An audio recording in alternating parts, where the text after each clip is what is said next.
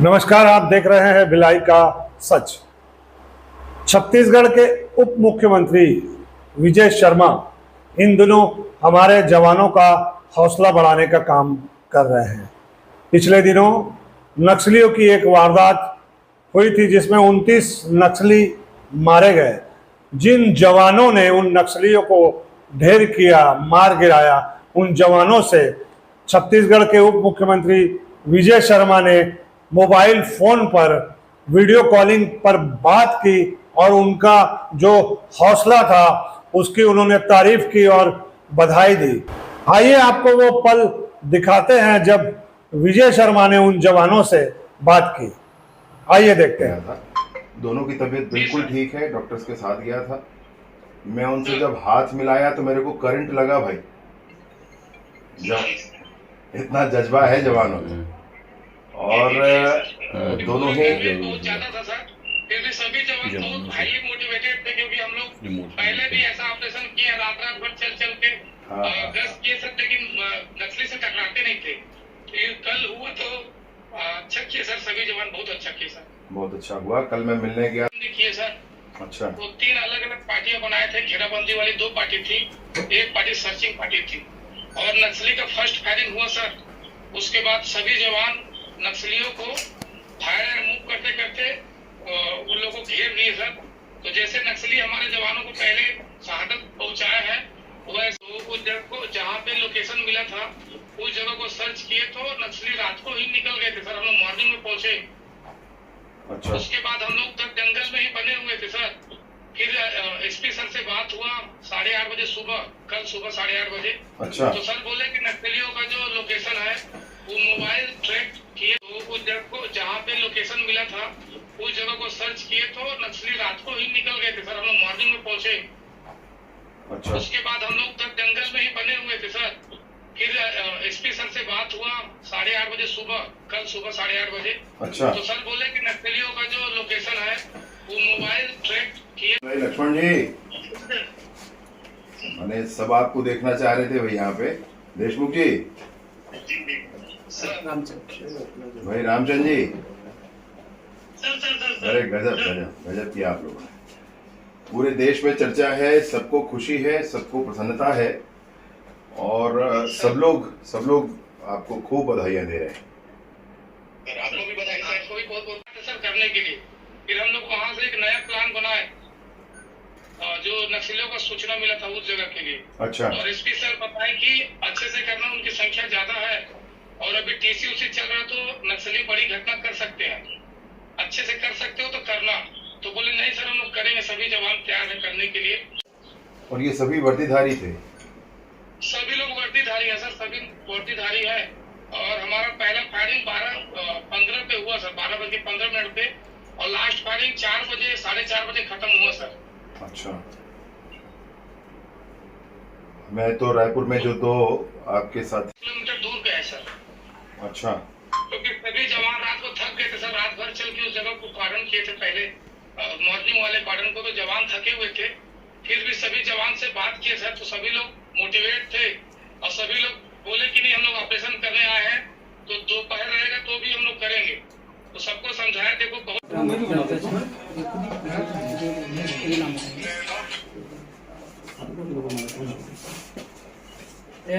ये बात करना ना, या बैठ के कर लीजिए। ऐसा होगी वीडियो अरे ले लेंगे लाइव फ्रेम चालू कर। चारा में आए, बस्तर के गांव में बिजली पानी पहुंचने दें। हमारा इतना ही कहना है उन लोगों से। ठीक है, आपको सबको जवानों को हार्दिक बधाई, बहुत सारी बधाई। थैंक यू सर, एक बार बताइए सर। बहुत बहुत धन्यवाद मेरे भाई, बहुत बहुत। जय हिंद सर। जय हिंद मेरे भाई, जय हिंद। में बताएंगे सर, घटना इस प्रकार हुआ सर, हम लोगों को एक दिन पहले सूचना मिला था कि नक्सलियों का जो लोकेशन है वो बिना गुंडा और खलपर के बीच का है सर। वो किसी ग्रामीण को मारने वाले हैं। उस सूचना के आधार पर एसपी सर हम लोगों को प्लान भेजे सर। टोटल हम लोग 187 जवान गए थे सर, जिसमें बीएसएफ के 20 जवान थे, बाकी हमारे जिला बल और डीआरडी। दोनों में कोई परेशानी नहीं है। बस एक आग्रह आप सभी से है मेरा, और आप इस मेरी बात को नीचे भी पहुंचाए। मैंने आईजी साहब से और एसपी साहब से भी बातें की है इसके विषय पर। अति उत्साह में कोई ना आए, सुरक्षा का पूरा ध्यान रखें, सुरक्षा का पूरा ध्यान रखें। हम सब आपकी चिंता करके बैठे हैं, परंतु अति उत्साह में बिल्कुल ना आए कोई भी, और कुछ भी ऐसा है तो पूरी योजना से, पूरी सुरक्षा के साथ ही आगे बढ़े, है ना? बाकी दूसरे तरीके से भी बात कर रहे हैं उन लोगों से, वो चाहें तो, और आपके जवानों के भुजाओं की ताकत से सब संभव हो सका है। तालमेटला मुझे याद आया कल, इसी अप्रैल का महीना था 2010 का, 76 जवान शहीद हुए थे उसमें, वो दिन याद आ गया। बधाइयाँ, हृदय से बधाइयाँ आपको, हृदय से बधाइयाँ। मैं जिंदगी भर खड़े रहूंगा आपके लिए, कोई भी विषय हो मेरे लायक जरूर बताएं। बहुत बहुत बहुत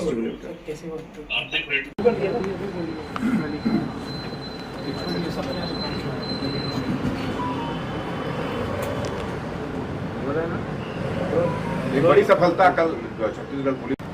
अरे बिल्कुल है, मतलब ये है, इंसास मिलता है, AK-47 मिलता है, तो ये क्या है भाई, कहाँ से आ रहा है आखिर? मतलब बहुत बड़ा षड्यंत्र है देश के खिलाफ, बहुत बड़ा षड्यंत्र है, और उसमें हमारे ही कुछ लोग मिलकर के इस तरह के काम करेंगे तो फिर नहीं चलता है। और किसी को भी ये अधिकार नहीं है, किसी को भी ये छूट नहीं है कि देश की में जनता मरते रहे और देश के विकास को कोई बाधा करके बैठे रहे और उसका आप समर्थन करते रहें।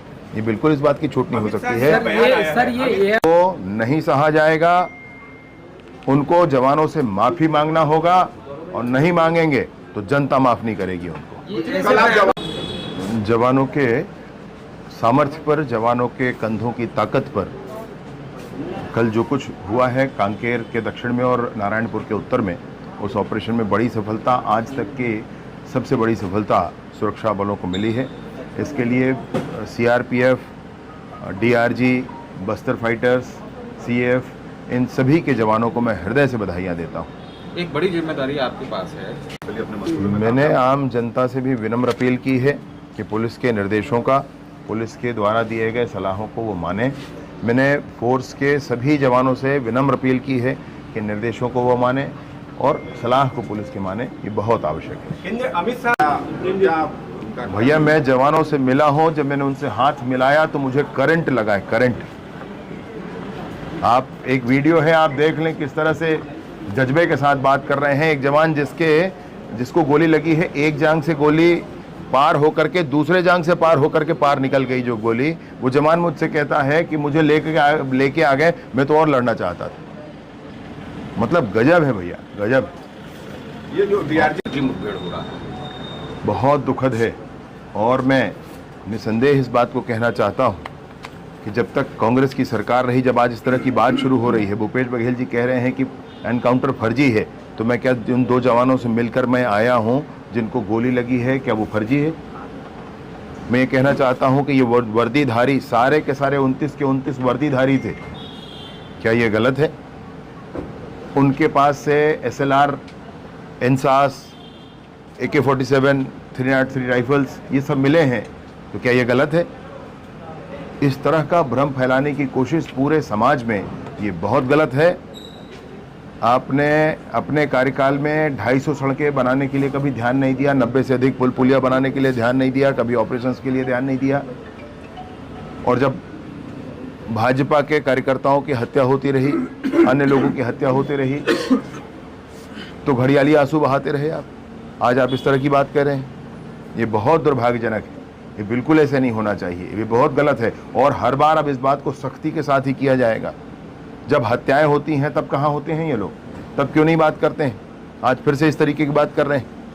मैं अगर जाऊंगा तो फिर बात दूर तक जाएगी। क्या क्या उनके परिवार में लोगों ने कहा है, ये सब दुनिया जानती है।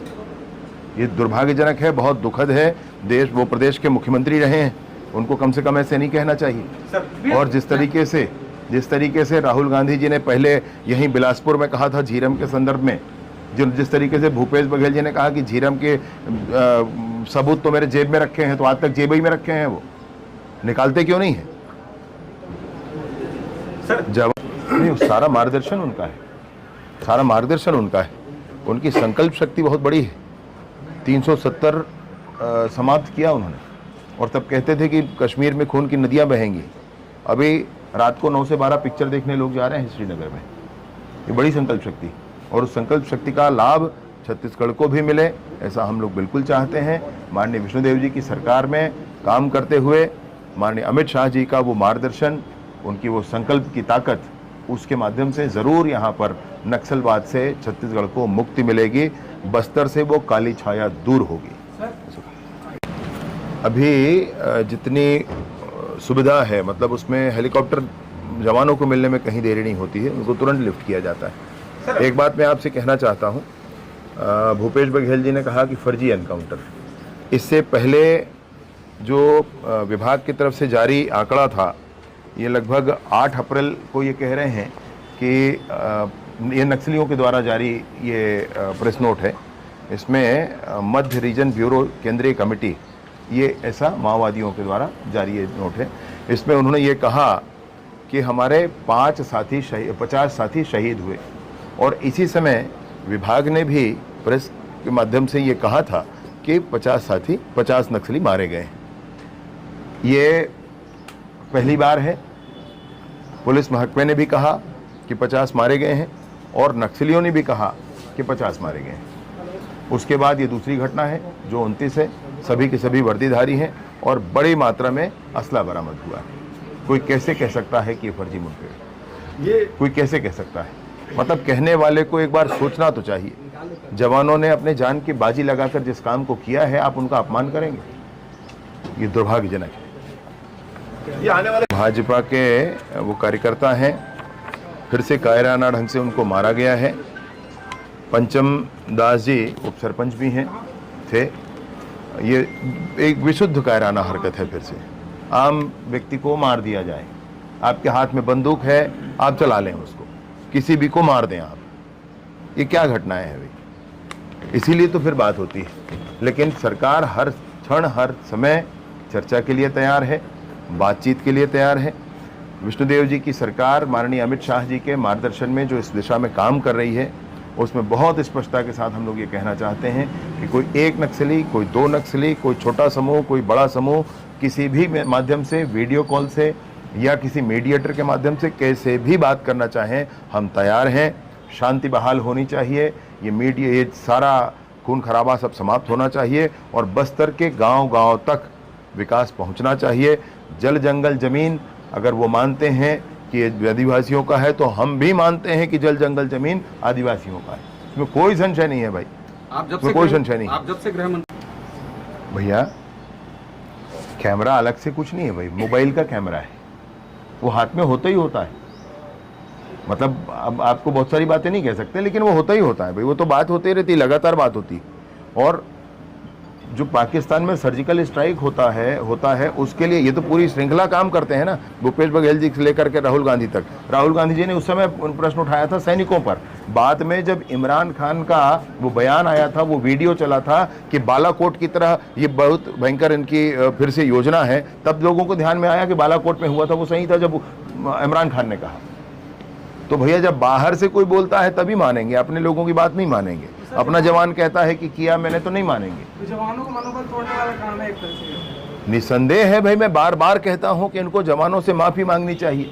बस्तर फाइटर के जवानों से माफी मांगनी चाहिए, बीएसएफ के जवानों से माफी मांगनी चाहिए, सीआरपीएफ के जवानों से माफी मांगनी चाहिए, डीआरजी के जवानों से माफी मांगनी चाहिए। इनको जवानों से माफी मांगनी चाहिए, और अगर ये नहीं मांगेंगे तो जनता माफ नहीं करेगी, याद रख लें इस बात को।